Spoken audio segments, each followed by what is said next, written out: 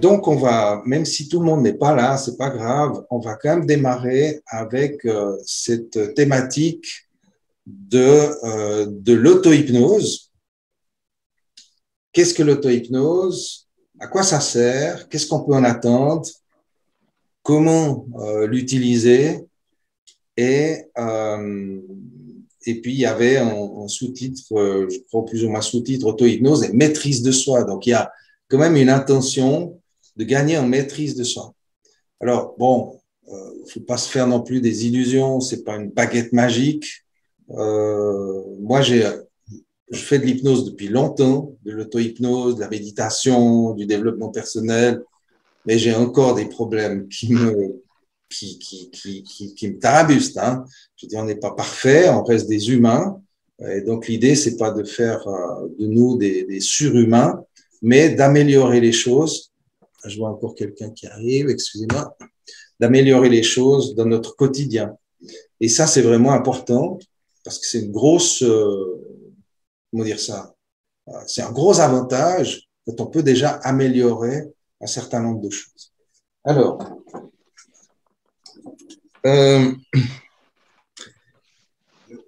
quand on parle d'auto-hypnose, on pense souvent, enfin, je pense que c'est l'auto-hypnose pour vous, mais on va le découvrir un peu ensemble.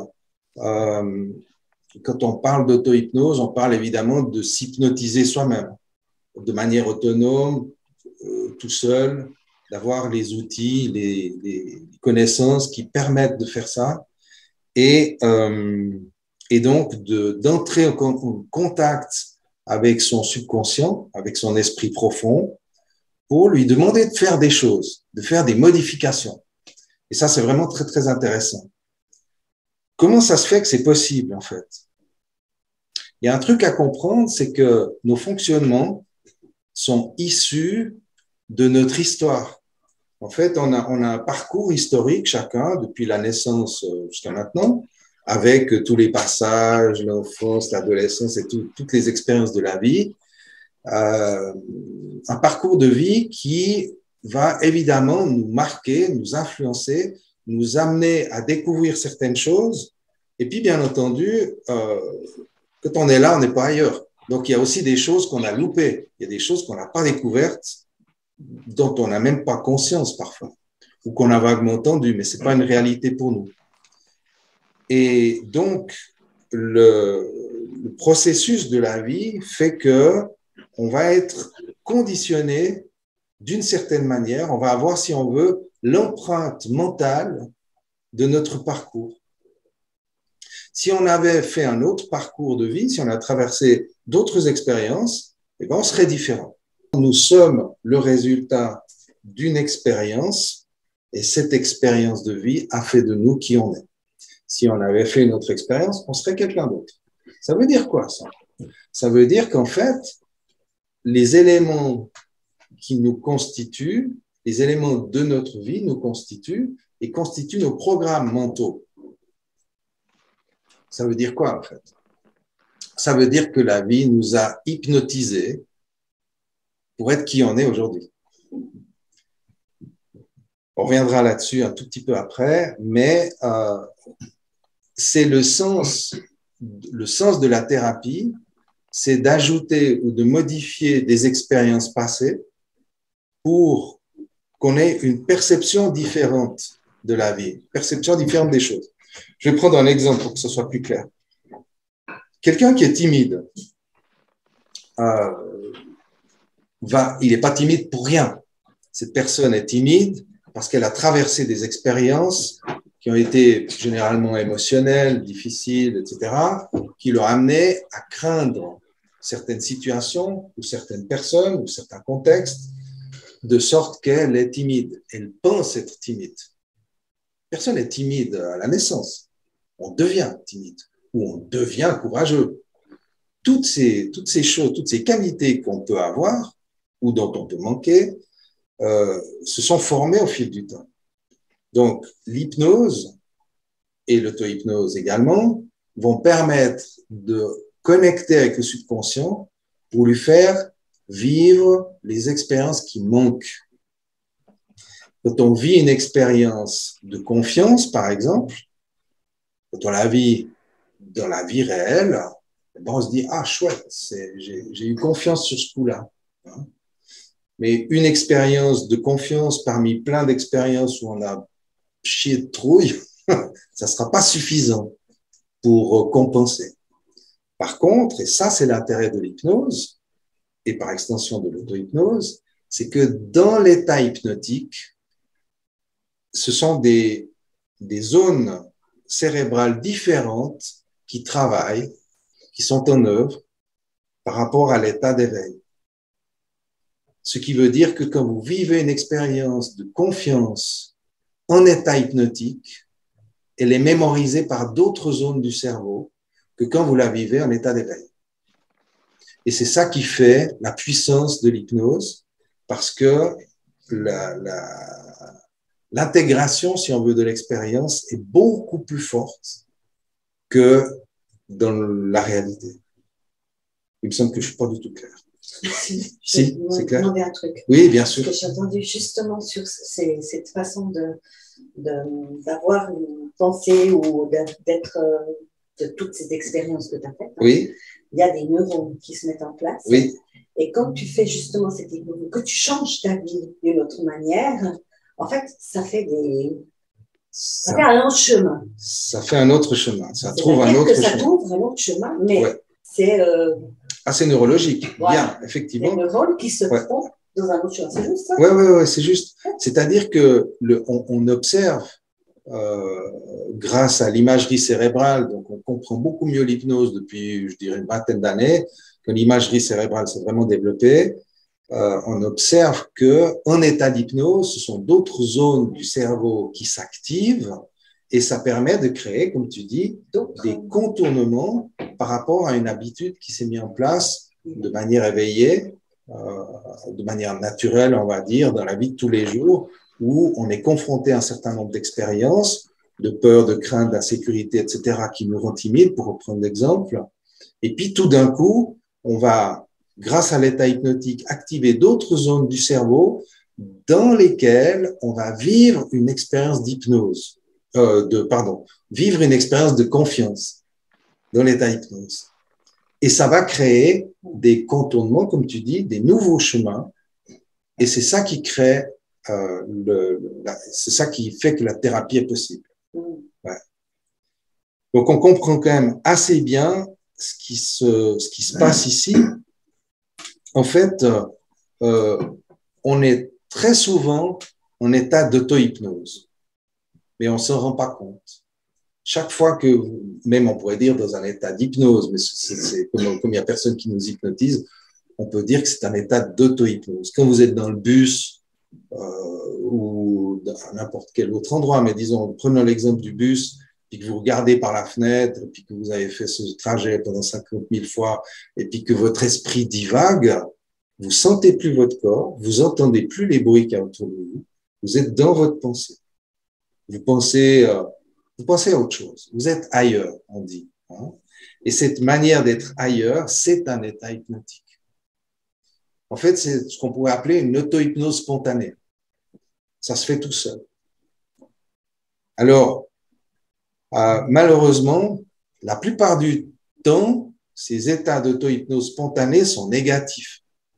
C'est-à-dire qu'on va partir dans un problème, on va partir dans un souci, dans une préoccupation, dans quelque chose qui nous inquiète, qui nous tarabuste. C'est l'idée des pensées récurrentes, des pensées qui sont toujours les mêmes et qui reviennent en boucle comme ça. Je crois, moi, je n'ai plus les chiffres exacts en tête, donc je préfère pas dire de bêtises, mais on a, disons, une chier de pensées par jour. Je suis sûr de ne pas me tromper. Mais par contre, je connais la proportion dont 2/3 sont les mêmes chaque jour. Je crois que c'est 70 000 pensées par jour, mais je suis plus sûr, peu importe le chiffre. Hein. On a beaucoup de pensées dans la même journée, mais les 2/3 sont les mêmes chaque jour. Ça veut dire qu'il y a des trucs récurrents qui reviennent tout le temps. Et ce sont ces pensées qui nous hypnotisent, en fait, pour nous maintenir dans la croyance qu'on est tel qu'on est. c'est-à-dire timide. Voilà. Mais ça marche aussi pour les gens qui ont boosté leur pensée positive. Quelqu'un qui est courageux, qui a dit, moi, je suis un gagnant, etc., j'ai de la chance. Quelqu'un qui a réussi. Bernard Tapie. Comme Bernard Tapie, par exemple. Là, il est sur un tapis volant, hein, donc j'espère qu'il continue à être positif là où il est. Et donc, ça marche dans les deux sens, mais la plupart d'entre nous, on est plutôt aspiré, absorbé par les pensées négatives. C'est comme ça. Pourquoi c'est comme ça? Je fais une toute petite parenthèse, juste dire c'est comme ça, c'est un peu bête. C'est que on est aspiré par nos émotions. Notre subconscient est là pour nous protéger, c'est son rôle. C'est son rôle depuis toujours. Il nous protégeait déjà quand on vivait dans les cavernes. Et donc, ce subconscient nous protège et il nous protège en repérant les dangers. Donc, il est plus attentif aux émotions négatives parce que c'est ça qui lui indique qu'on est en danger et c'est là où il s'active pour nous protéger. Donc, le subconscient est plutôt orienté sur les émotions négatives parce que c'est de là que le danger peut venir.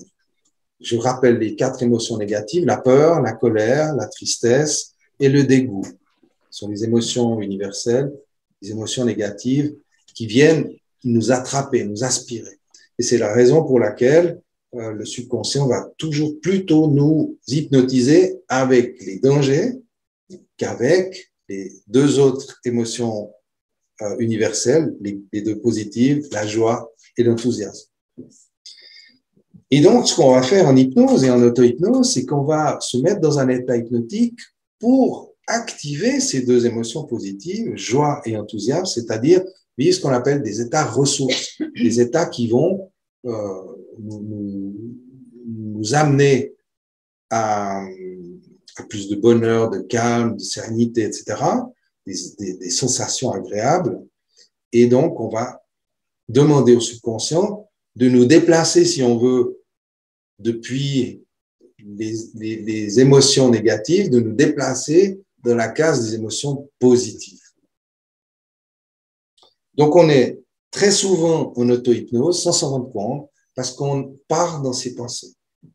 Si vous partez dans les pensées agréables, vous êtes en vacances, par exemple, vous regardez la mer, j'en sais rien, le coucher de soleil, vous êtes là, est-ce que c'est beau, vous rêvassez, super, vous avez, je sais pas, vous avez gagné à la loterie en plus, ou voilà, les choses vont bien, vous êtes absorbé dans les pensées positives, et ça vous fait du bien, c'est vraiment, ça vous remplit. Et quelque part même, ça répare, ça va jusqu'à réparer des zones du passé. Mais la plupart du temps, c'est quand même assez rare d'être sur une plage aux Seychelles en ayant gagné à la loterie. Donc, la plupart du temps, on est plutôt inquiet pour savoir comment on va terminer le mois, comment on va gérer les enfants, voilà, toutes ces choses. Et donc, être dans une auto-hypnose spontanée, plutôt négative. Vous avez aussi entendu parler, bien sûr, de la méditation. Peut-être certains d'entre vous ont déjà pratiqué la méditation. La méditation est aussi un moyen de se mettre dans un état hypnotique, qu'on n'appelle pas hypnotique, c'est un état modifié de conscience. C'est le même en méditation, du moins en méditation profonde, qu'en hypnose. Pour les gens qui pratiquent la méditation de manière régulière, ils découvrent un état qui est vraiment un état ressource dans lequel ils goûtent, ils savourent la paix intérieure, le calme, le détachement, la bienveillance et ces choses-là. Et c'est très, très agréable, très confortable. Ce sont des états ressources qui réparent aussi le passé. Quelle est la différence entre la méditation et l'auto-hypnose? Dans la méditation, on va se mettre dans cet état modifié de conscience, le même état que l'état hypnotique, et on va laisser faire. On fait rien de particulier. On est dans l'ouverture, on est dans la délectation, on pourrait dire, d'un état de tranquillité. Et ça répare les choses. La différence avec l'hypnose, c'est qu'en auto-hypnose, on va se mettre dans ce même état, en fait. C'est le même processus de relaxation du corps, de détente, qui permet aux ondes, aux fréquences cérébrales de descendre, de s'abaisser, de se calmer. Donc, on atteint ce même état dans lequel certaines zones du cerveau sont activées. La même chose qu'en méditation. Sauf que dans l'hypnose ou l'auto-hypnose, on va demander à notre subconscient de faire quelque chose. Donc, on va avec un objectif. Par exemple, j'ai envie d'être confiant. Je veux être confiant.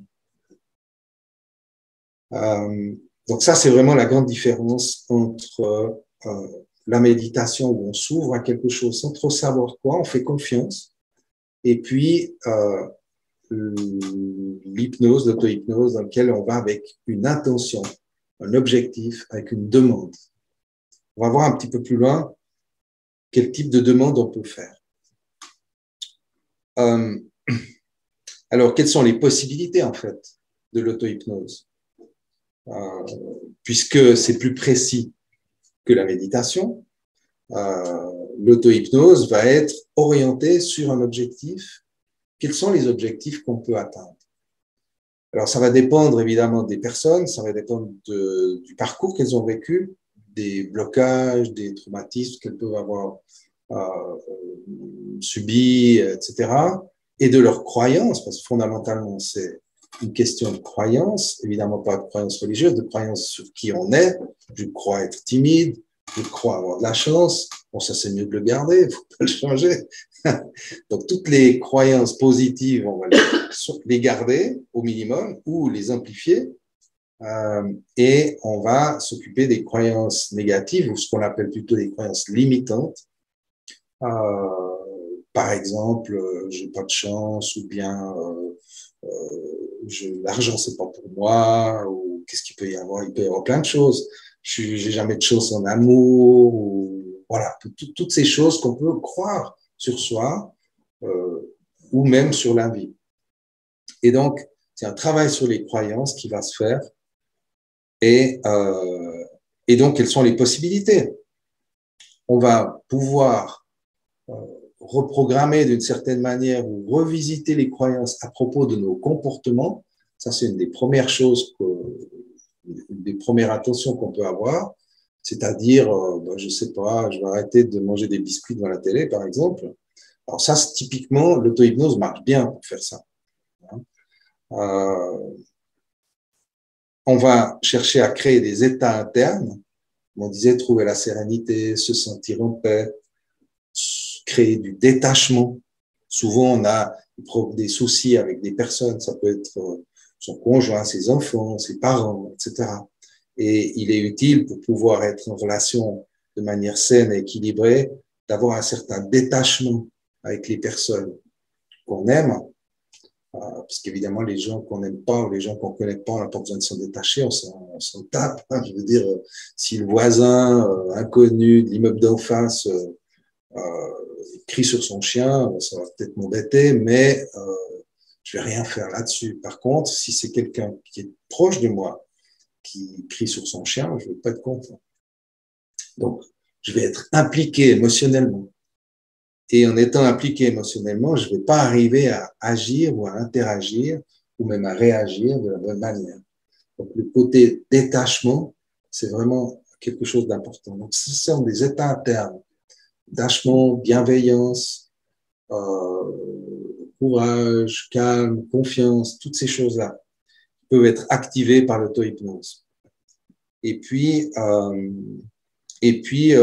termes un peu plus pratiques, on peut, grâce à l'auto-hypnose aussi, développer, augmenter ses capacités, ses compétences.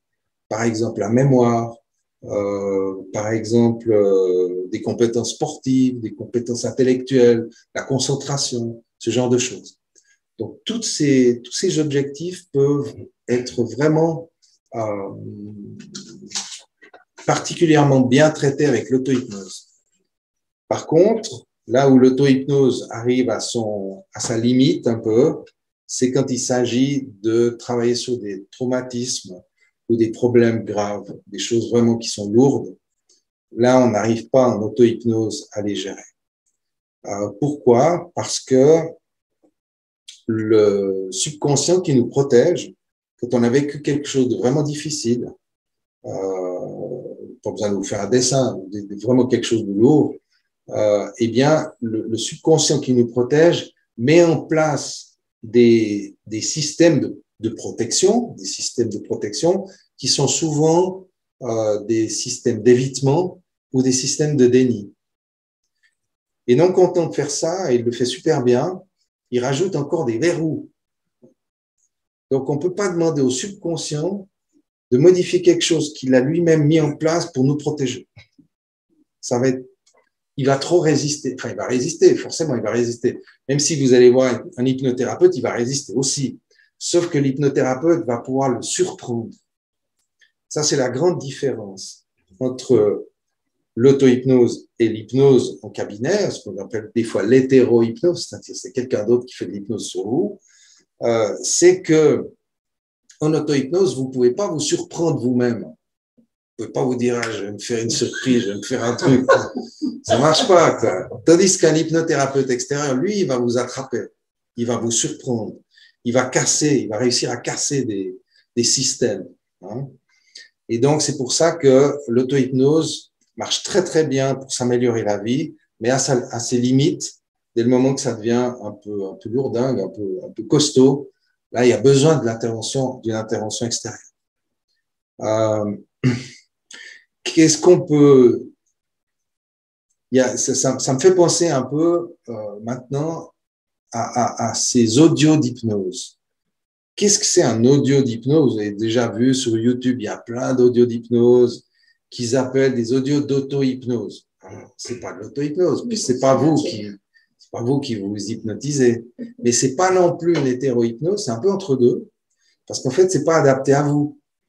C'est un audio qui a été fait un peu généraliste, d'ailleurs j'en ai fait, moi je donne aussi des audios un peu généralistes qui vont bien pour soutenir des questions un petit peu générales, justement un peu comme de la confiance, activer l'énergie, la santé, le système immunitaire, par exemple. Un exemple au hasard. Et donc, mais c'est pas une vraie hétéro-hypnose où il y a un thérapeute qui vous a questionné, qui vous connaît et qui va décoder vos systèmes pour venir briser les croyances. Et en mettre d'autres, bien sûr, plus bénéfiques. Donc les audios soi-disant d'auto-hypnose qu'on a sur YouTube, c'est pas de l'auto-hypnose, c'est de l'hypnose par audio. Et ça ne peut être que des choses un peu généralistes, même si c'est très bien. Enfin, il y en a des biens, puis il y en a des... Mais bon, après, chacun perçoit les choses. Moi, j'étais tombé une fois sur un audio d'hypnose qui était donné par une personne qui venait du sud de la France. Alors, toute l'audio d'hypnose était comme ça. Vous allez vous détendre. C'était impossible. Moi, j'étais mort de rire. C'était pas possible. Donc, il y a des choses, des fois, on est sensible à un accent. Pardon? Du coup, il s'était détendu. Oui, alors ça détend, mais je n'ai pas réussi à entrer dans l'état hypnotique parce que ça prenait trop mon attention. Mais pour dire que des fois, ça peut être une voix aussi, une voix qui ne nous convient pas, etc. Il faut y aller au feeling avec ces audios d'hypnose. Il y en a des très bien. Et puis voilà, un peu comment ça. Alors, avant de poursuivre, j'aimerais faire une première expérience. On va un petit peu alterner entre mes explications et des expériences, puis j'ai un œil sur l'horloge qui tourne. Donc, si vous êtes d'accord, ici et en ligne, prenez juste la peine de vérifier votre position, que vous soyez un peu confortable. Ça va être une expérience courte, hein, c'est une petite expérience pour goûter un peu de quoi il s'agit. Et je vais vous guider dans cette première expérience pour percevoir un peu cela. Alors, la première chose, c'est évidemment d'entrer dans un état qui est quelque part un état à l'intérieur de vous.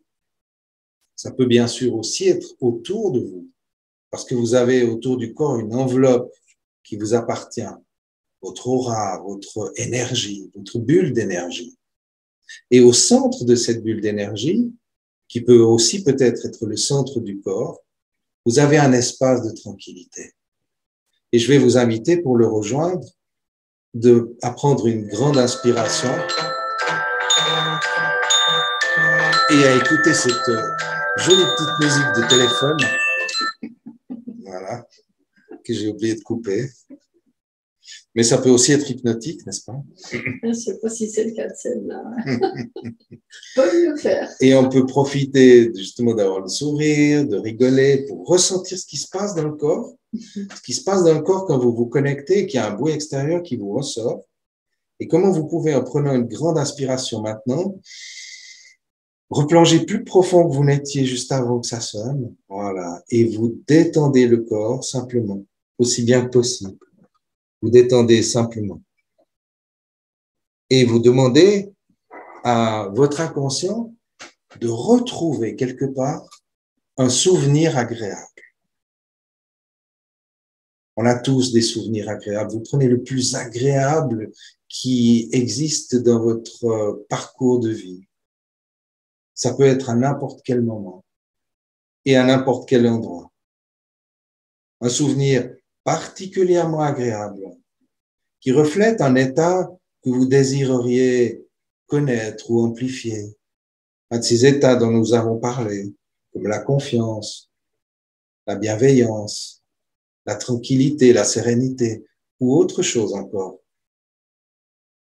Laissez émerger ce souvenir sans vous préoccuper de faire juste. Prenez ce qui vient. Vous laissez le souvenir agréable se reformer dans votre esprit avec tous les détails qu'il y avait autour de vous, la lumière, les couleurs, les sons peut-être, et les sensations dans le corps. Qu'est-ce que c'était agréable? Peut-être pouvez-vous vous souvenir d'une odeur, d'un parfum, d'une sensation dans le corps, d'une température.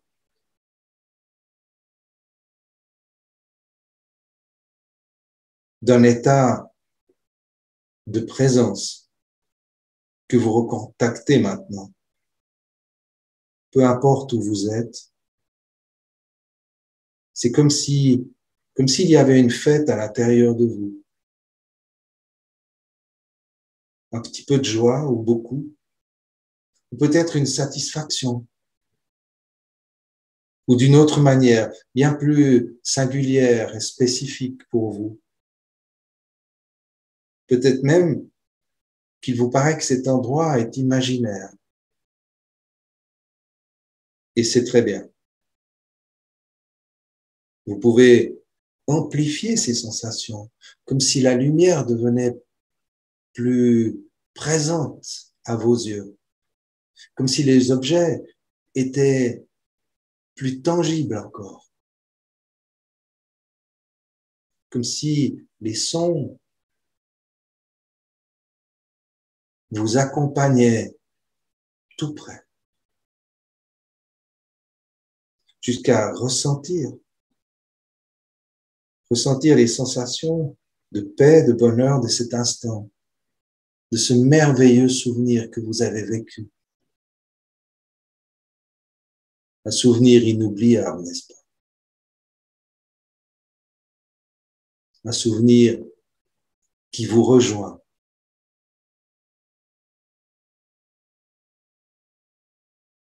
Et alors, vous pouvez demander à votre inconscient, à votre subconscient, de diffuser toutes ces belles choses dans tout votre corps et dans tout votre espace personnel, aussi autour de vous. Comme si votre lumière intérieure et votre bulle extérieure se teintaient des couleurs de cette expérience, de ce souvenir. Et peut-être la nuit prochaine ou la suivante, votre inconscient revient pour vous faire revivre cela de manière encore plus forte et l'ancrer dans toutes vos cellules avec tout ce que cela apporte de bien-être et de bénéfices pour vous et pour votre vie.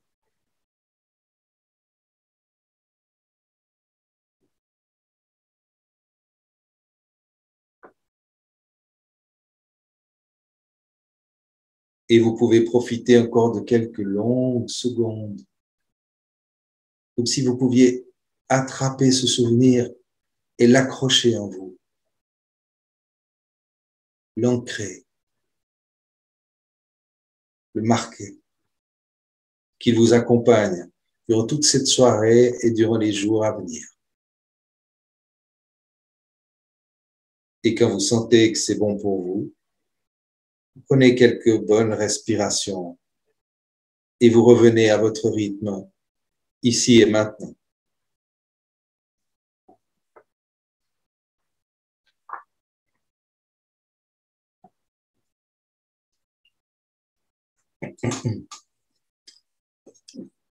Voilà.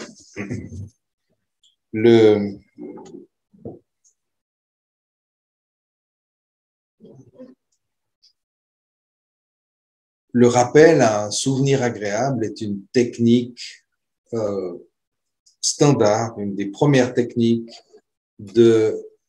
d'induction pour entrer en hypnose facilement. Et c'est une des techniques qu'on utilise en auto-hypnose.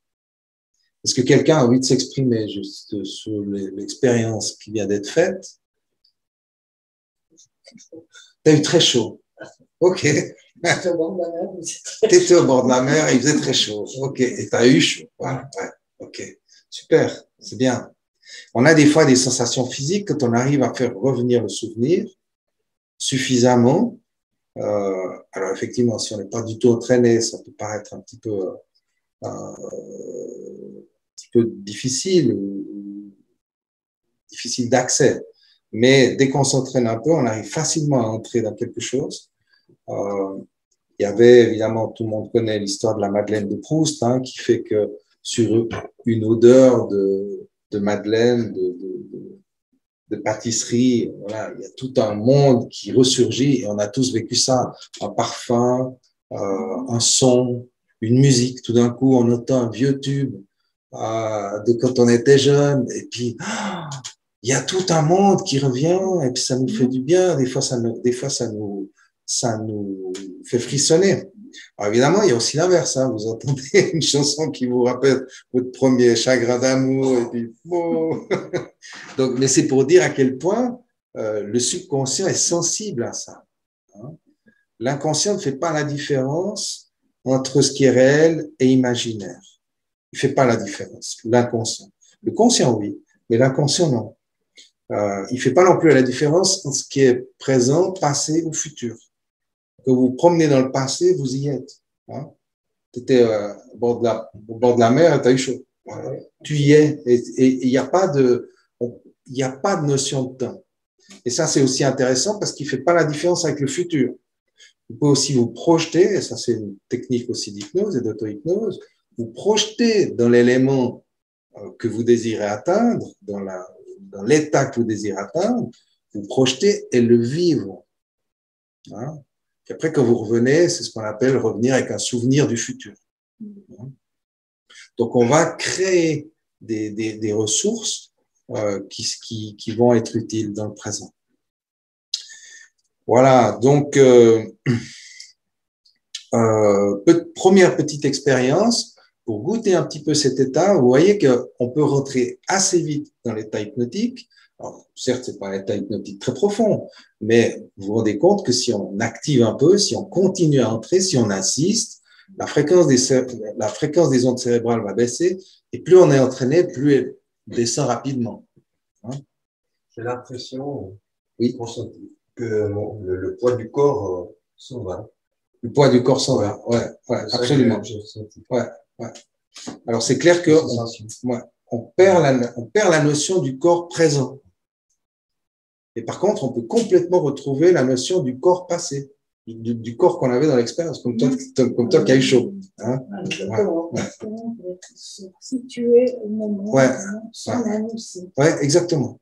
Alors, on peut dans les souvenirs, on peut vivre des souvenirs de manière associée ou de manière dissociée.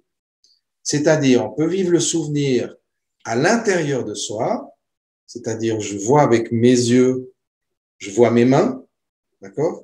Mais je vois pas mon visage, puisque je me vois comme normal, c'est-à-dire associé à l'intérieur, où on peut se voir de manière dissociée, c'est-à-dire de l'extérieur.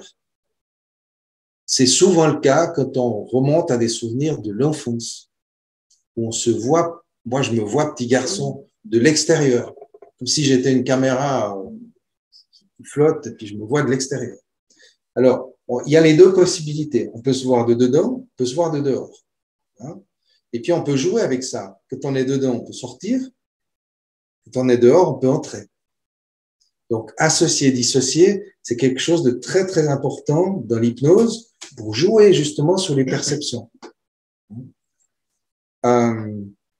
Malheureusement, et c'est là où ça peut être intéressant à observer, quand on a un souvenir douloureux, quand on se rappelle un souvenir douloureux, on est généralement associé. On le ressent dans le corps parce qu'il s'est intégré au niveau cellulaire, au niveau des mémoires cellulaires, au niveau du système neurologique nerveux. Hein. Et puis quand on voit des souvenirs, quand on se rappelle de souvenirs heureux, des souvenirs de bonheur, souvent on est dissocié. Alors que ça devrait être l'inverse. On devrait s'associer aux souvenirs de bonheur pour pouvoir les revivre pleinement, les ressentir dans son corps et quelque part réparer le corps. Et on devrait plutôt se dissocier des souvenirs malheureux, des souvenirs douloureux. Mais on peut le faire. Et surtout, on va apprendre à le faire en auto-hypnose parce que c'est là où on peut changer les choses. Un souvenir douloureux, que je me remémore ce traumatisme, je suis associé. Et si je prends la peine, si je demande à mon subconscient de me voir de l'extérieur, il y a des manipulations qu'on peut faire assez simples, de sortir pour se regarder depuis dehors. À ce moment-là, bon, on arrête de souffrir et on peut même s'apporter une aide depuis l'extérieur. Donc ça, ce sont des manipulations mentales, en fait. Hein, parce que tout ça, ce sont des projections, c'est des perceptions internes sur lesquelles on va intervenir au moyen d'outils hypnotiques. Au fond, l'hypnose, c'est ça. L'hypnose, c'est pas autre chose que de venir utiliser des astuces mentales pour pouvoir changer la perception qu'on a du monde ou d'une expérience. Donc voilà, ça c'est intéressant de pouvoir faire ça, de se détacher aussi, comment dire ça, se détacher quand on est associé et fusionner quand on est trop détaché en fonction des cas. J'ose poser une question. Oui, bien sûr. Mélanie, j'ai ma maman à côté de moi là qui me dit, elle me dit, mais en fait, s'il y a des personnes mal intentionnées, elles pourraient nous mettre justement des idées négatives ou des choses négatives dans la tête. Ou nous faire faire des choses malhonnêtes. Oui, oui. Alors, effectivement, c'est une crainte qu'on peut avoir, c'est une crainte tout à fait fondée, mais je vais m'expliquer pourquoi il n'y a pas de raison de s'inquiéter outre mesure. C'est qu'on a tous ce qu'on appelle un facteur critique, ça c'est le terme technique en hypnose, le facteur critique, c'est-à-dire il y a toujours une partie de nous qui vérifie si ce qui est en train de se passer correspond à notre survie, primo, et à nos valeurs ensuite. Donc, je ne crois pas du tout au fait qu'un inconnu puisse vous hypnotiser dans la rue et vous emmener au bancomat pour vider votre compte. Je dis ça parce qu'il y a eu une fois, il y a eu tout un procès là autour, mais en fait, j'y crois pas du tout. C'est une arnaque, ça.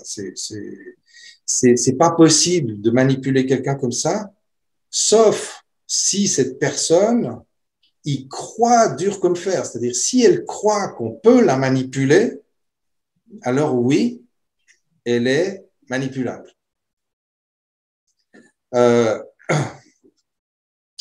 J'ai eu quelquefois l'occasion de pratiquer l'hypnose avec des clients qui venaient de zones du monde, notamment certaines zones de l'Afrique ou certaines zones de l'Amérique du Sud, où ils ont beaucoup de croyances sur le vaudou, sur les sorciers, sur les trucs comme ça.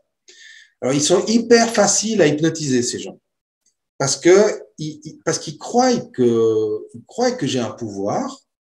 Et puis, alors même si je leur dis que j'ai pas de pouvoir, de toute façon, ils ne me croient pas. Ils croient que j'en ai un. Et donc, au moment où je dis dormez, ils dorment. Voilà. C'est vraiment très facile. Parce qu'ils ont été conditionnés à être suggestibles, n'est-ce pas? Ce que je veux dire par là, c'est qu'une personne qui a la croyance qu'elle peut être manipulée, elle va être manipulée. Et ça, c'est valable dans la vie, c'est même sans parler d'hypnose. Il y a des gens qui pensent qu'ils sont très influençables et ils vont être influencés. Parce qu'eux-mêmes, en pensant être influençables, en ayant cette croyance, eh bien, ils vont donner leur pouvoir aux autres, n'est-ce pas? Et d'ailleurs, moi, ça m'est arrivé quelquefois d'avoir des personnes dans ce cas-là qui viennent me consulter, me disant, mais je sais pas ce que je veux, je change d'avis tout le temps, je suis influençable, et qui souffrent, qui peuvent souffrir en famille, en amour, au travail, subir du lobbying, etc. Et on va modifier cette croyance pour qu'ils reprennent du pouvoir sur leur vie. Maintenant, pour répondre un petit peu plus complètement à la question qui vient d'être posée, est-ce que ces principes sont potentiellement utilisables à mauvais escient? Malheureusement, oui.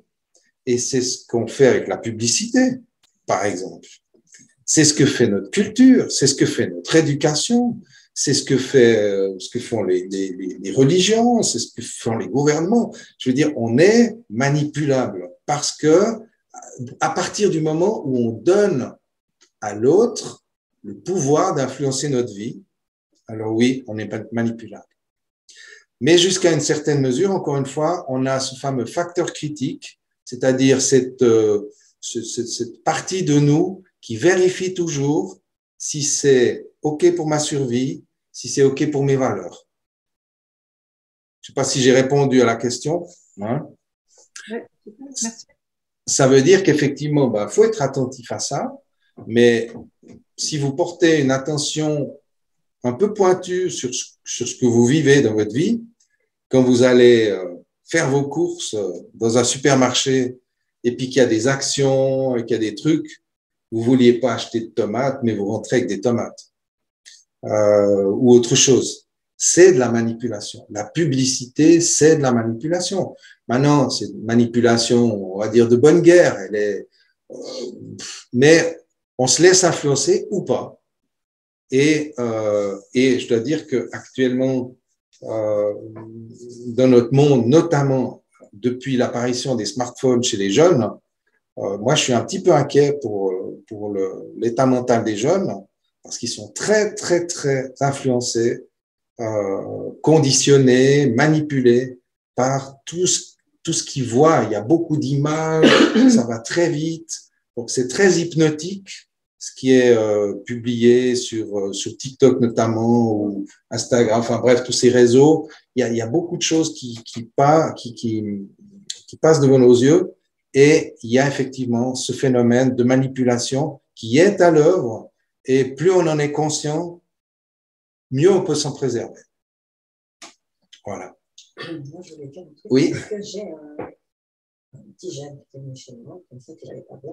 Tu peux parler un peu plus Quel fort. âge? Ouais. Un petit jeune qui est venu chez toi. Toi, tu es coach, hein, ouais, juste pour les gens qui te connaissent. Il a 22, 23 ans, donc jeune. Hein. Et puis, il n'allait pas bien. Puis, on lui a recommandé quelqu'un pour aller voir un hypnothérapeute. Mais cet hypnothérapeute, moi, je le connais un peu. Il induit, en fait, ce que lui, il veut. chez Ouais. l'autre. Bon, je ne sais pas si ça marche ou pas parce que je ne l'ai pas vu. Mais Mm. ce n'est pas de la mauvaise intention. Ouais. C'est juste un procédé que je trouve Ouais. Programmation. Oui. trop accent. Enfin, Ouais. écoute ma voix, laisse-toi aller, ça va changer ta façon de penser. C'est induire déjà ce que l'on veut, lui, ce qu'il veut. Ce que l'hypnothérapeute a décidé qu'il était bien. Qui va décider que toi, tu vas aller bien parce que je vais te donner la solution. Ouais. Et ça, voilà, je t'appelle. Tout à fait, tout à fait.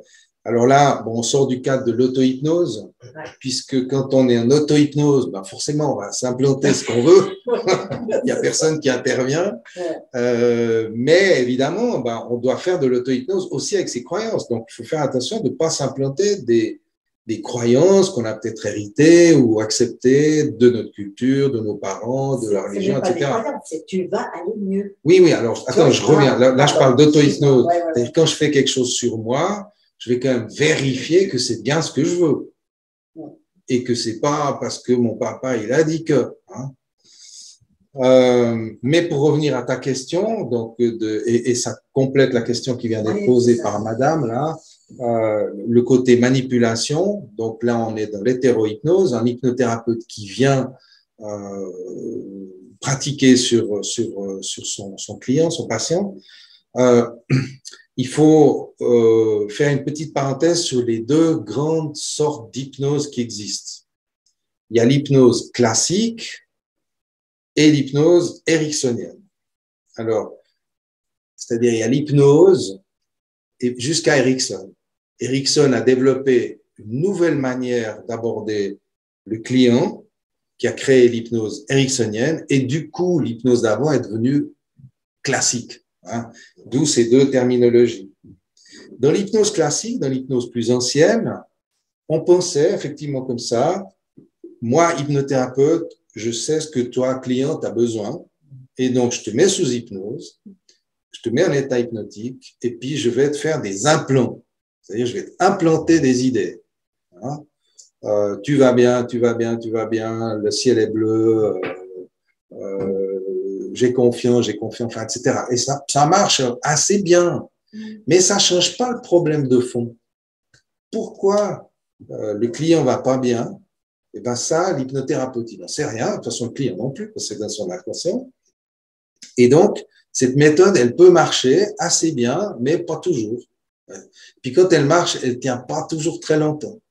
Parce qu'on fait un implant, c'est comme si vous mettez un pansement sans soigner la plaie. Mettez un pansement, ça va bien quelque temps, mais il se peut que ça gangrène derrière. Ou alors, vous allez réussir à changer le problème, mais la source du problème n'a pas été résolue et elle va se développer d'une autre manière. Vous guérissez quelqu'un de troubles à l'estomac et puis tout d'un coup, il fait une autre maladie. Parce que le corps peut plus exprimer sa douleur de cette manière-là, donc il va l'exprimer autrement. C'est une des raisons pour lesquelles, d'ailleurs, on ne fait pas d'hypnose sur les douleurs, on ne fait pas passer une douleur sans être sûr qu'elle n'a plus lieu d'être. Parce qu'une douleur est là comme un signal de danger, de protection, et si on l'enlève, ça ne va pas aller. Si vous cassez la jambe et puis que je vous hypnotise pour plus avoir mal, vous allez marcher comme si vous n'avez pas mal. Et votre jambe, elle va pas se remettre. Pour qu'elle se remette, il faut boiter. C'est-à-dire qu'il faut avoir mal pour qu'elle puisse se remettre correctement. Je ne sais pas si l'exemple est bon, mais c'est un petit peu l'idée. Donc, Erickson a amené quelque chose de très nouveau. C'est qu'il s'est dit, c'est pas moi qui sais ce que le client a besoin, c'est lui qui sait. C'est dans son inconscient. Il y a les ressources, il y a les solutions. Et ça a vraiment changé l'approche qui fait que il y a les hypnothérapeutes qui travaillent à l'ancienne avec des implants, c'est l'hypnose classique, et il y a les hypnothérapeutes qui travaillent, disons, en position basse, on va dire, où ils vont mettre en valeur les ressources inconscientes de la personne qui les consulte. Et c'est de là que ça va venir. Et c'est quand la ressource, quand la solution, elle vient directement de la personne, ça ça règle le problème. C'est que le problème se règle, la source du problème. Voilà, je ne sais pas si j'ai répondu, mais c'est vrai que c'est important de comprendre par rapport à l'hypnose, comment est-ce qu'un hypnothérapeute peut prendre le pouvoir ou pas. Mais gardez toujours à l'esprit que vous avez votre facteur critique qui vérifie constamment, d'ailleurs c'est ce que vous faites depuis que je parle, hein, il vérifie constamment, il a raison, il n'a pas raison, il a raison, il n'a pas raison. On fait tous ça. Donc tout ce que je dis, vous avez votre facteur critique qui trie. Et ça, je prends, non, ça, ou je prends pas, ou je le sens pas. Et puis il y a d'autres, ah oui, ça je prends, ça c'est intéressant. Donc le facteur critique, il est tout le temps là. Et c'est ça qui nous protège. Donc il ne faut pas avoir trop peur de ces manipulations, sauf si évidemment on a la croyance qu'on est manipulable. Là, il faut aller voir un hypnothérapeute bienveillant qui va vous changer cette croyance de base parce qu'elle peut être effectivement ennuyeuse. Ok, où est-ce que j'en étais avec cette histoire d'auto-hypnose? Vous avez vu que quand je vous ai guidé dans la petite expérience, j'ai fait appel à plusieurs sens, aux couleurs, aux objets qui étaient autour de vous, aux sons, aux odeurs et aux sensations. J'ai pas apporté le goût parce que je voulais pas trop influencer. Suivant où vous êtes, le goût n'a pas d'intérêt. Si on partait sur une expérience de repas, évidemment, j'activerais ce sens-là. Et donc, on va activer ces modalités, ces 5 sens et leurs sous-groupes, leurs détails, les sens dans le détail, pour amplifier le phénomène, amplifier, en l'occurrence, c'était un souvenir, ou alors, si on fait une projection future, amplifier l'expérience hypnotique. Mais c'est aussi grâce à ces sens qu'on va pouvoir modifier. Par exemple, si vous avez vécu un traumatisme ou une expérience douloureuse qui est liée au froid, j'ai froid, et que vous amenez de la chaleur, en l'imaginant, vous allez changer l'expérience. OK? S'il faisait sombre et que vous amenez que le soleil se lève, vous changez l'expérience. Et c'est là, parce que les expériences sont structurées dans notre mental à travers les modalités, à travers les sens. On a les sens, disons, réels, qui nous permettent de capter, donc c'est nos sens physiques, hein, qui nous permettent de capter l'extérieur. Mais quand on capte l'extérieur, on refait, si on veut, une interprétation. C'est comme si on l'imprimait à l'intérieur à notre manière. Donc, c'est comme si on avait des sens intérieurs. Et c'est là où est le problème d'ailleurs, c'est que quand on reconstruit l'expérience à l'intérieur de soi, donc dans l'expérience courante de la vie de tous les jours, eh ben, on le fait avec nos filtres. Si j'ai peur, je sais pas, si j'ai peur des chiens, eh ben, puis que la voisine elle a un chien, chaque fois que je vais passer l'escalier, je vais avoir un truc bizarre, pas agréable qui se passe, d'accord? Parce que quand j'entends le chien aboyer ou renifler la porte, j'entends pas le son tel qu'il est, je l'entends modifié avec ma peur. Vous comprenez ce que je veux dire? Ça va amplifier à cause de mon expérience que j'ai été mordu quand j'étais petit. Quand j'entends un chien aboyer aujourd'hui, ma perception auditive, elle est correcte, mais par contre, ma reconstruction de l'expérience à l'intérieur, elle va être filtrée, c'est-à-dire modifiée. Et c'est là où l'hypnose intervient, c'est sur ces perceptions intérieures. Hypnose ou auto-hypnose, bien sûr. On va donc agir sur ces sens, ces perceptions. On va agir aussi sur la localisation des perceptions. Si vous vous souvenez, le souvenir que vous avez fait monter tout à l'heure dans la courte expérience, il est venu d'où? Il est venu de quel côté? Est-ce qu'il a émergé depuis l'intérieur de vous? Est-ce qu'il est tombé du ciel? Est-ce qu'il est arrivé de la droite ou de la gauche, de derrière ou de devant? Ça peut être pour chacun différent. Ça fait partie de la structure mentale. Et c'est sur cette structure, sur ces éléments-là, sur lesquels on prête d'habitude pas d'attention, c'est en agissant sur ces éléments qu'on va pouvoir modifier l'impression personnelle intérieure. Comment on a imprimé ça dans notre système. OK.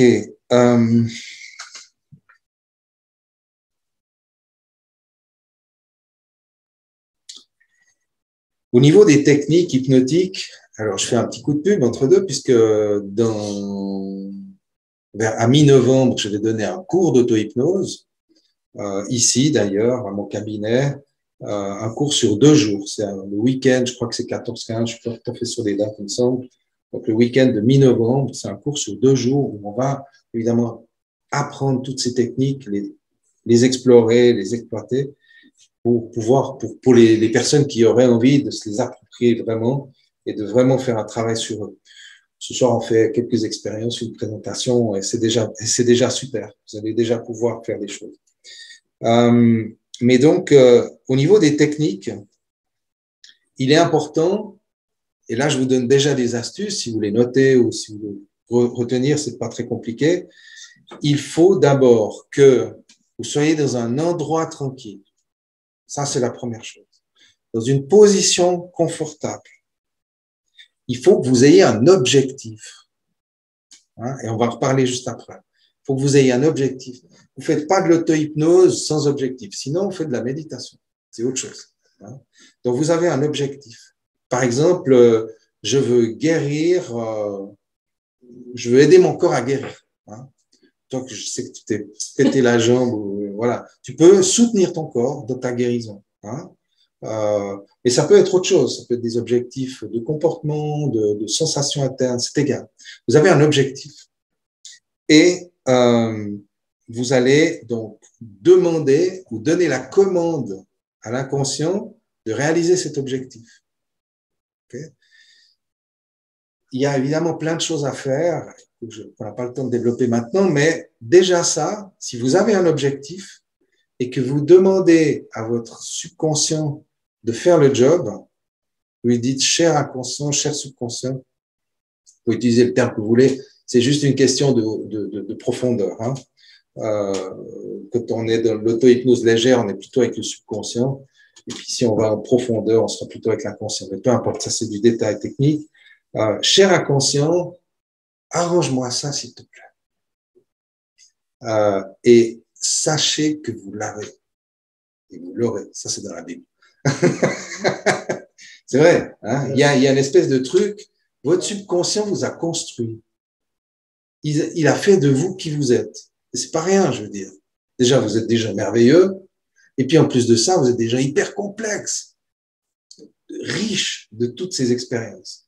Donc, il a pu faire de vous qui vous êtes là aujourd'hui. Donc, il peut transformer, améliorer. C'est son job de faire ça. Donc, vous pouvez simplement lui demander de faire quelque chose et il va le faire. Donc, voilà. Un endroit confortable, une position confortable, un endroit tranquille, une position confortable, un objectif, demandez à l'inconscient et lui demander de vous ramener quand il a terminé. Bon, si vous ne revenez pas, parce que vous restez bloqué dans l'hypnose, c'est pas grave, vous allez vous réveiller 1 heure plus tard comme si vous aviez fait une sieste. Hein? Mais si vous lui demandez de vous ramener quand il a terminé, vous verrez que tout d'un coup, ting, vous avez les yeux qui s'ouvrent, vous ne savez pas pourquoi. Et ça, c'est assez étonnant. Donc, ça, c'est le processus technique. Une question. Oui. Est-ce que le but est de s'endormir? Non. Le but n'est pas de s'endormir, sauf si votre problème, c'est un trouble d'endormissement. D'accord. Si vous avez des troubles du sommeil et puis que vous vous endormez, ben c'est bien, c'est cool. Mais effectivement, c'est pas l'objectif. D'accord? Si vous avez des troubles du sommeil, ce que vous aimeriez, c'est que votre subconscient vous fasse dormir normalement, vous fasse dormir de manière naturelle, bénéfique, agréable, pour récupérer. D'accord? Maintenant, si vous avez n'importe quel autre trouble ou problème physique, alors je ne dis pas qu'on peut tout guérir avec l'hypnose, encore moins avec l'auto-hypnose, on l'a vu que si c'est profondément inscrit, l'auto-hypnose ne suffira pas. Mais ça va de toute façon aider. De toute façon aider. Hein. Il y a des petites techniques d'auto-hypnose pour parler de physique ou de troubles physiques qui sont super géniales, toutes simples. Vous vous mettez en état de détente, de relaxation, et vous imaginez que vous recevez une pluie d'étoiles lumineuses sur le corps. Vous douchez de lumière. Et vous imaginez que cette lumière entre dans le corps et vient se faufiler entre vos cellules, entre les atomes de votre corps et dynamiser tout ça. Moi, je vous garantis que ça aide. Hein. Je ne dis pas que ça va guérir du cancer, mais franchement, ça va soutenir le métabolisme, ça va dynamiser les choses. Et vous pouvez, si vous avez mal à une jambe ou à autre chose, vous focalisez la lumière sur un endroit. C'est une très bonne manière de faire de l'auto-hypnose, toute simple. Et ça a un impact énorme, c'est très puissant. Alors, il faut peut-être expliquer pourquoi c'est puissant.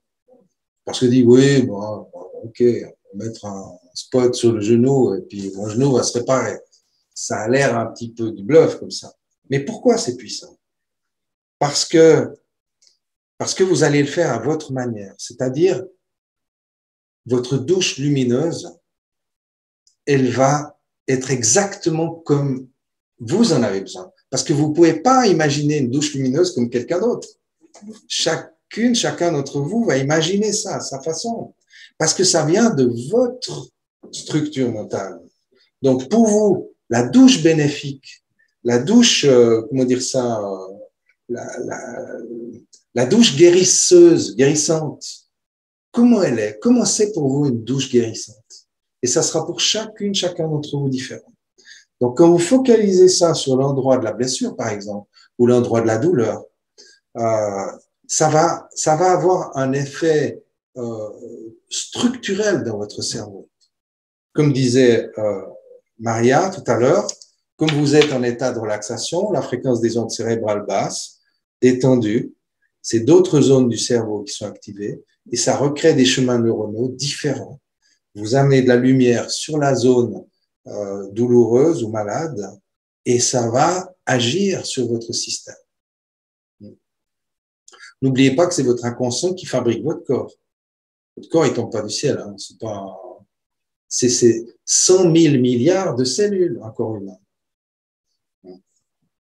C'est beaucoup de bazar à gérer et c'est votre cerveau qui fait ça. C'est pas le voisin. Donc, votre cerveau, il sait faire votre corps. Et si vous lui donnez les outils, si vous lui donnez les ressources, si vous lui donnez l'aide, l'amour dont il a besoin pour agir là où c'est nécessaire, et par la même occasion, vous lui dites, clarifie le message que tu veux m'envoyer avec cette douleur ou cette maladie. Donne-le-moi d'une autre manière, en rêve, etc. Ça, c'est de l'auto-hypnose. C'est une espèce de gestion interne, de gestion de son mental. Et c'était là l'idée de la deuxième partie de mon titre, maîtrise de soi. Mais reprendre du pouvoir sur sa structure mentale, sur son cerveau. Donc, l'auto-hypnose, juste au niveau technique, une chose qui est importante aussi, c'est que techniquement, pratiquement, on dit OK, un endroit calme, une position confortable, un objectif. L'objectif, vous pouvez le noter sur un papier. Parce que quand vous êtes dans l'état d'hypnose, il se peut que vous ne vous rappelez plus pourquoi vous êtes là. Donc, vous avez un petit papier résumé en un mot ou en une petite phrase, 3-4 mots, vous gardez dans la main. OK? Et quand vous êtes dans l'état d'hypnose, si vous dites « mais qu'est-ce que je fais là ?» Vous ouvrez les yeux et vous regardez votre papier et vous repartez. Ça ne va pas vous sortir. Vous êtes dans cet état de détente et vous demandez à votre subconscient de réaliser cet objectif.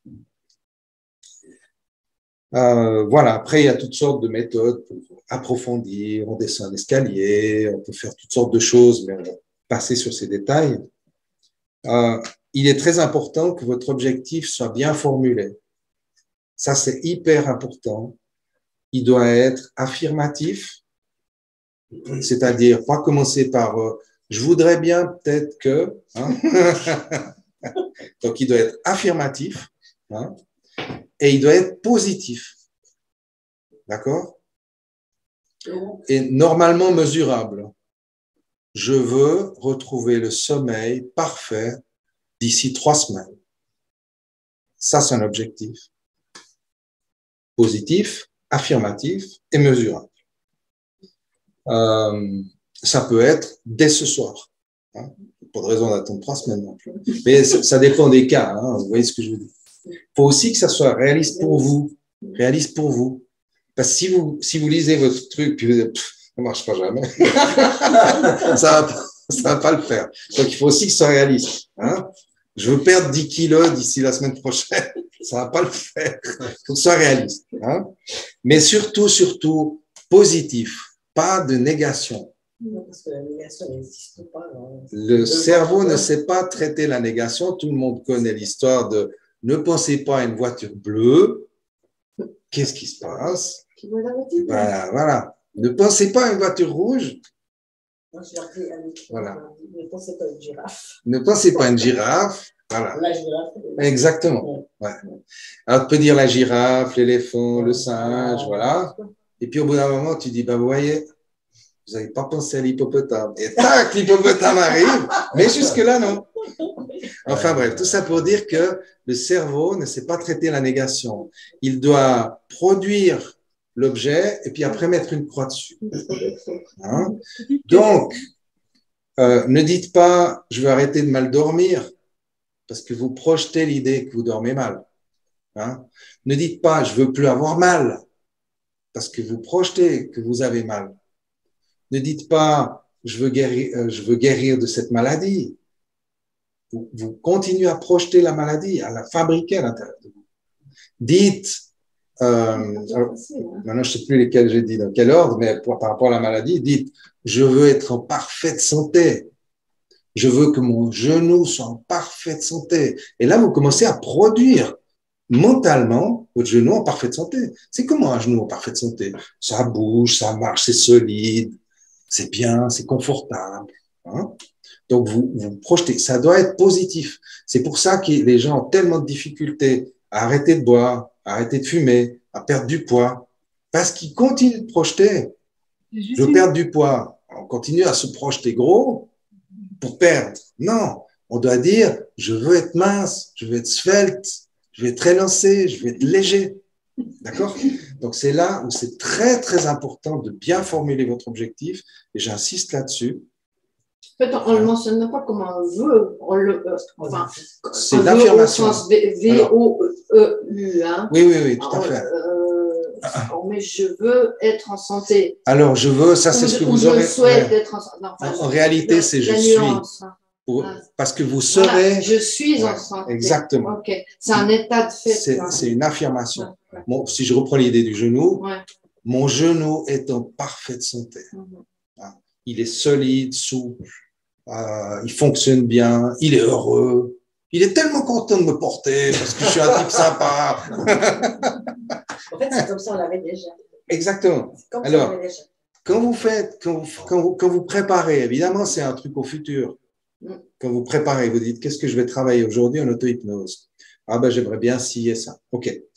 Mais quand vous l'écrivez, c'est je suis, en fait, c'est au présent. Parce qu'au moment où vous allez lire votre petit papier, là, ouvrir vos yeux, lire vos petits papiers, vous serez dans l'expérience.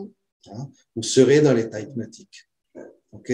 Et dans l'état hypnotique, c'est mon genou est en parfaite santé. Si c'est trop difficile pour vous, vous pouvez prendre un truc un peu intermédiaire. Vous pouvez dire mon genou se rétablit. Ou mon genou va de mieux en mieux. D'accord? Parce qu'encore une fois, il faut que ça soit réaliste. C'est pour ça que je précise, et ça, bon, c'est toutes des choses qu'on pourrait développer, que je développerai dans mon cours. Mais bon, d'avoir quelque chose qui est réaliste.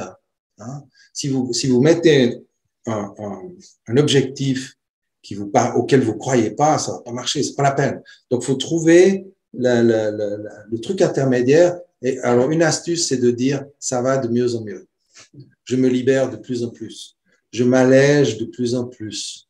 Pour les personnes qui auraient envie d'être plus minces, par exemple. Ah, vous voyez, je choisis mes mots, hein, quand je vous parle. On peut choisir des mots, vraiment, c'est choisir l'objectif. Il y a deux phénomènes qui nous font bouger, et je vais un petit peu, je vois que le temps passe, et c'est important aussi à comprendre, c'est qu'au départ, on a un problème. On a toujours un problème qui fait qu'on veut changer. Donc, on a un problème, et puis la première impulsion, c'est de rejeter le problème. Hein. Donc, et c'est là où on dit, je veux perdre du poids, je veux arrêter de fumer, je veux arrêter de boire, je veux arrêter de casser les pieds à ma chérie.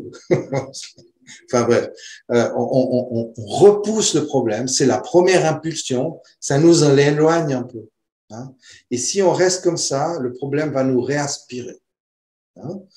Mais par contre, si on profite d'être déjà un peu décollé du problème, parce qu'on en a marre, et qu'on tourne notre attention pour regarder de l'autre côté la solution, là, on commence à pouvoir faire des affirmations positives. Donc, je m'allège, je suis plus légère, je vais de mieux en mieux, je suis de plus en plus sympa avec ma chérie. Message là-dessus, un message. Donc, tu dis, je vais arrêter de fumer, tu dis, je ne fume plus.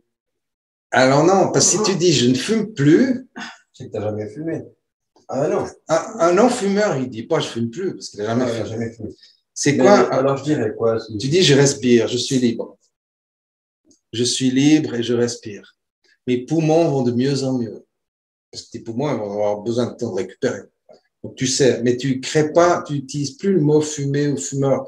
Parce que ça réveille des choses. Hein. C'est pour ça que je employais le mot fumer, justement. Ouais, mais fumer, c'est pareil. Fumer, tu as le concept de fumer. Ouais. Hein.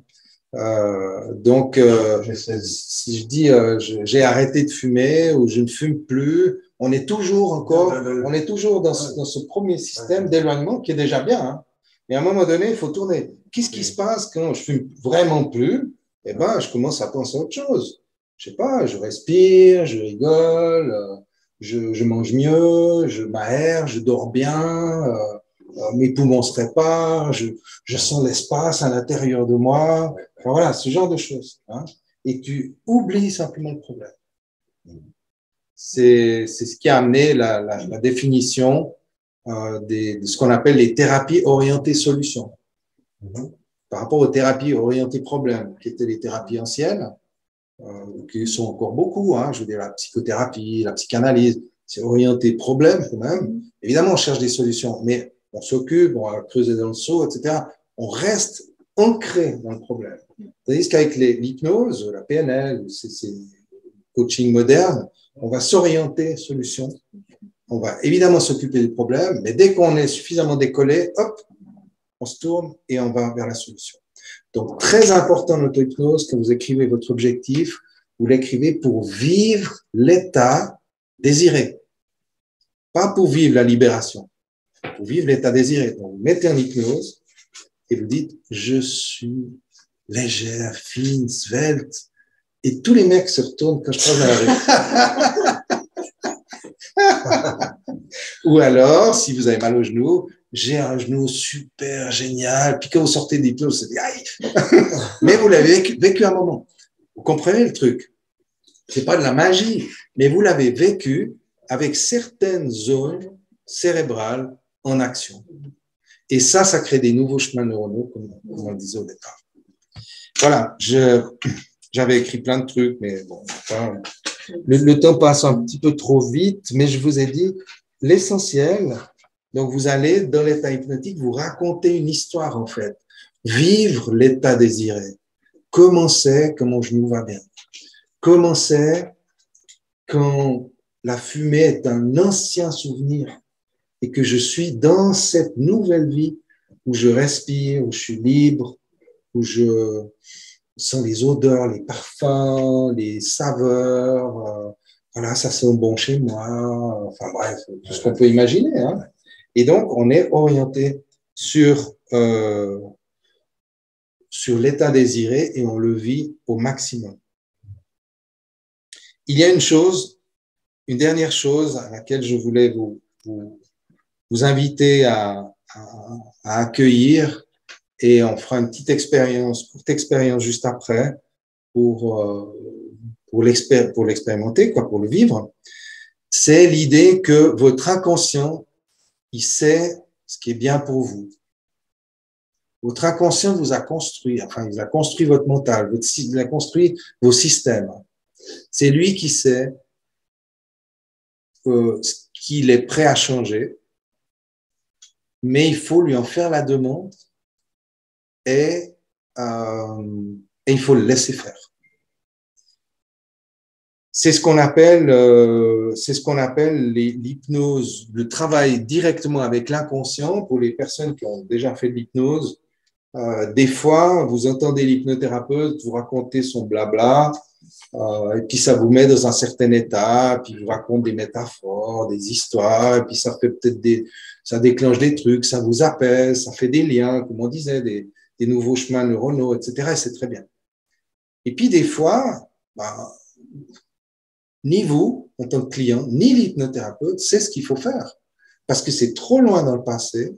C'est peut-être dans votre petit enfant, vous arrivez quelque chose quand vous étiez bébé, on ne sait rien quoi. Il y a juste un truc qui bloque et on ne sait pas. Il n'y a que l'inconscient qui sait. Donc, quand c'est comme ça, on va demander à l'inconscient de régler le problème. S'il te plaît, inconscient, règle ça maintenant. Et on le laisse faire. On le soutient juste un peu avec notre imaginaire. Et c'est ça que je vais vous inviter à faire maintenant pour terminer. Alors, si vous avez une préoccupation, un problème, un trouble, une douleur, peu importe, un truc que vous aimeriez régler, c'est le moment d'y penser. Et si vous n'avez rien, vous pouvez simplement laisser ouvert en disant, l'inconscient, il va vous régler le truc le plus utile pour vous dans cette période de vie. OK? Alors, je vais vous inviter, comme tout à l'heure, à prendre une grande respiration. Vérifiez que vous êtes bien assis. Grande respiration. À l'expiration, vous laissez vos yeux se fermer et vous laissez votre corps se détendre, se relâcher et entrer dans ce contact avec le siège sur lequel vous êtes posé. Vous pouvez sentir le poids du corps et vous pouvez sentir comme le siège qui vous accueille. En y pensant, c'est incroyable comment on fait confiance au siège, en fait, quand on s'assoit dessus, n'est-ce pas? Et effectivement, on a une confiance dans un objet qu'on n'a peut-être même jamais vu de sa vie, simplement parce qu'on sait qu'il nous porte. Et dans cet état, avec ce corps qui se détend, vous pouvez avoir conscience que vous êtes ici, soit avec moi, soit en ligne chez vous, dans un endroit calme et sécurisé. Alors que vous profitez d'en avoir conscience pendant que vous trouvez la position la plus confortable qu'il est possible pour vous en ce moment, votre subconscient prépare déjà le changement le plus bénéfique qu'il va installer en vous au sujet de ce qui vous a préoccupé jusqu'à ce jour. Et vous laissez le corps se détendre encore.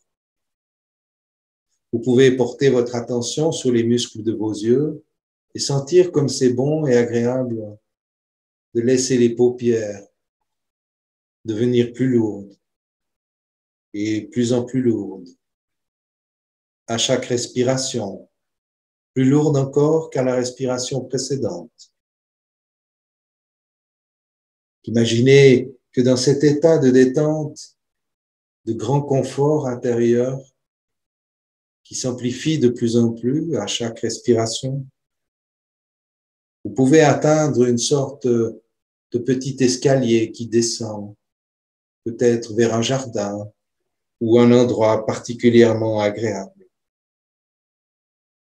C'est un escalier de quelques marches et je vais décompter de 6 à 1 que vous puissiez le descendre. Si cela vous fait plaisir, vous accédez à la marche 5, là où vous pouvez déposer les quelques tensions qui vous restent. 4, vous êtes plus légère, plus léger. Vous vous laissez aller à descendre. 3, de plus en plus vers cet endroit qui vous attend. 2, façon à permettre la transformation de quelque chose d'important.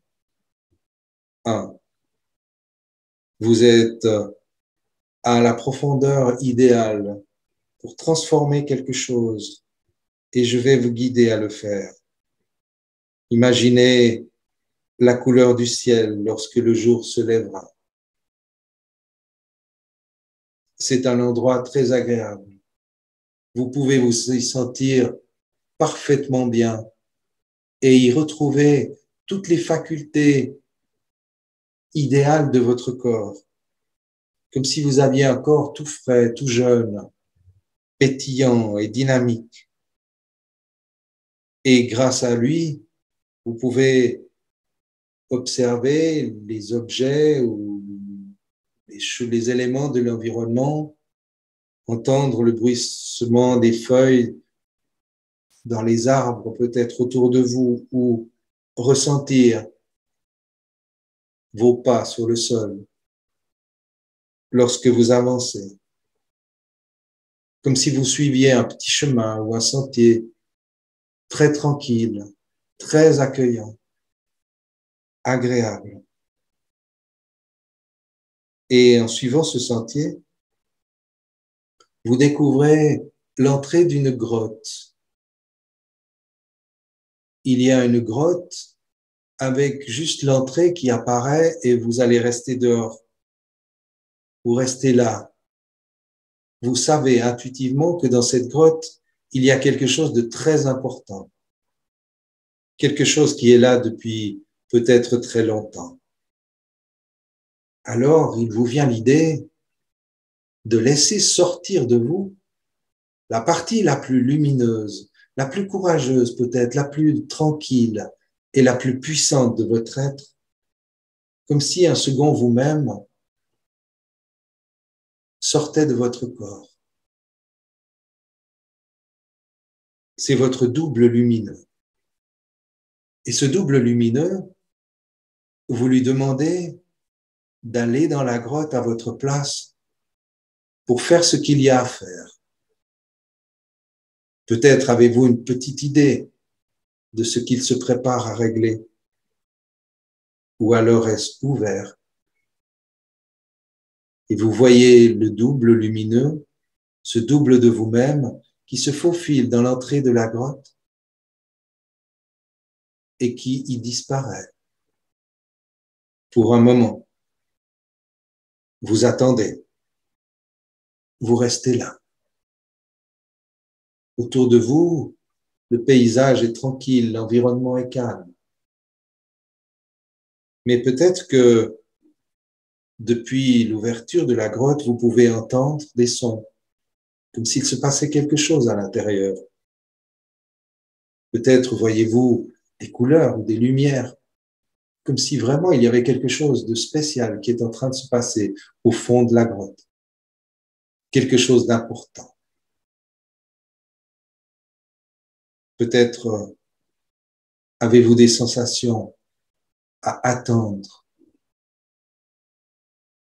des sensations comme si vous pouviez percevoir à travers votre double, subtilement ou à votre manière, ce qui se passe là-bas.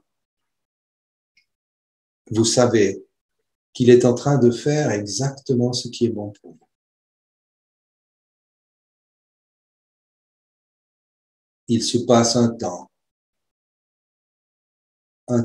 impossible à décrire, comme ce temps d'avant qui précède le temps d'après en restant présent, ici, à laisser faire, jusqu'à ce que votre double ressort. il vient vers vous. Il est très calme, détendu et souriant. Votre double. Cet autre vous-même. Il vous tend un objet. Et je ne sais pas si vous l'accueillez avec votre main gauche ou votre main droite pour le recevoir. L'accueillir et le garder précieusement pour tout l'avenir qui s'ouvre devant vous. Peut-être votre double a-t-il quelque chose à vous dire, un secret à vous glisser à l'oreille. Ou peut-être a-t-il quelque chose à vous demander.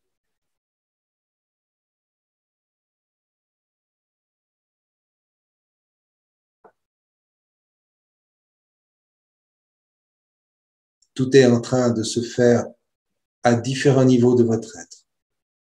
Et vous le sentez, n'est-ce pas? Comme dans votre respiration.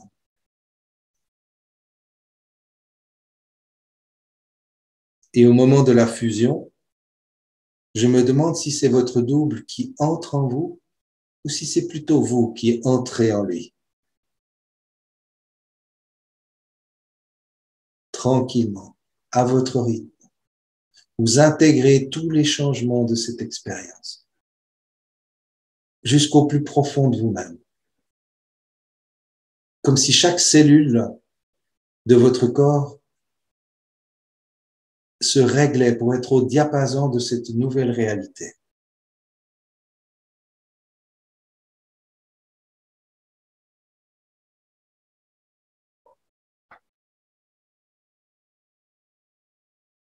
Voilà.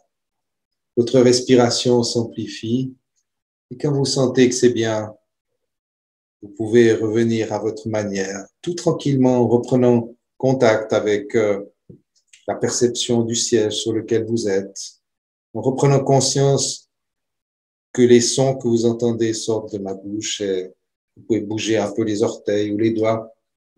Voilà, prendre une grande respiration et revenir ici et maintenant.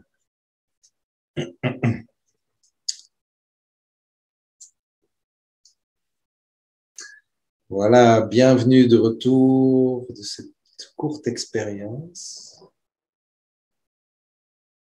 Ouais. J'aurais pu m'endormir, dit-elle. Ouais, bien sûr. Quelqu'un aurait envie de dire quelque chose, ici ou en ligne? C'est pas si facile que ça. C'est pas facile. Ouais.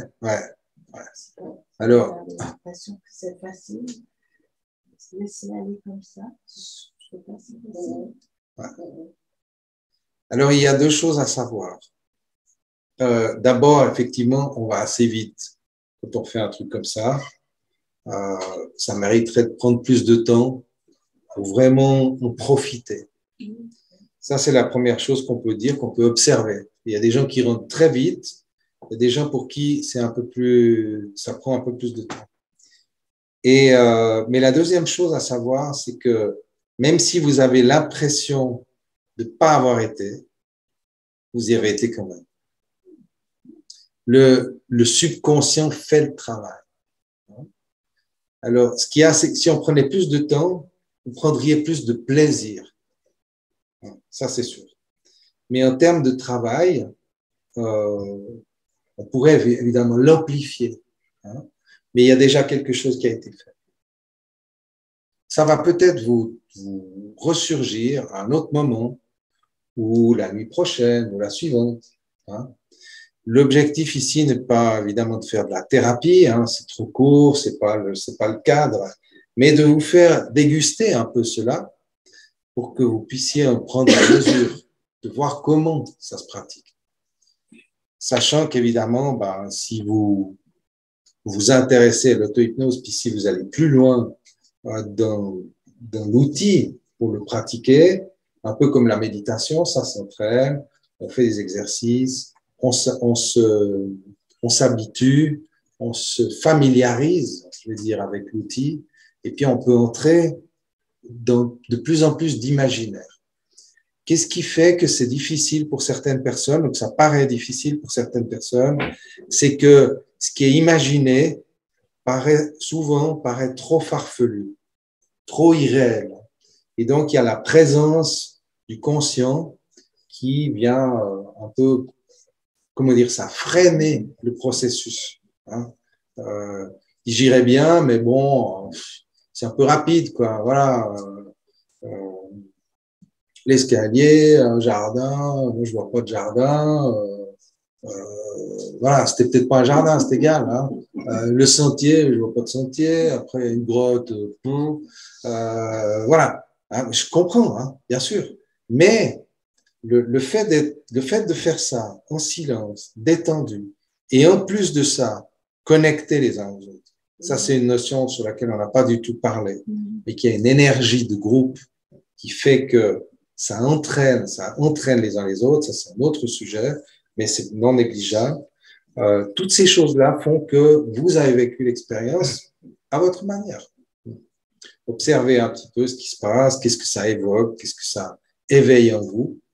Et dans cet exercice, il y avait plusieurs choses. Il y avait, même si c'était rapide, il y avait détente, approfondissement, dissociation et travail inconscient. Vous avez bien compris que le double de vous-même, c'est lui qui a fait quelque chose. Mais vous ne savez pas quoi. Pas encore. Vous allez le voir un peu plus tard. Qu'est-ce qui vous a fait? Je ne sais pas si vous êtes parti avec une intention ou si c'est resté vague. Peu importe. De toute façon, il se fait quelque chose. Et donc, je termine là-dessus. Je crois là, on a dépassé un petit peu le temps. Il est 9h moins 20. Donc, on a fait un peu plus d'une heure et demie. Ou 1h30 parce qu'on a commencé un poil plus tard. Il y a encore beaucoup de choses qui pourraient être dites.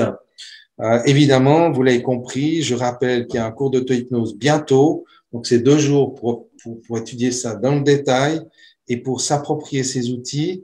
Ce qui est important de se rappeler, c'est si vous voulez faire des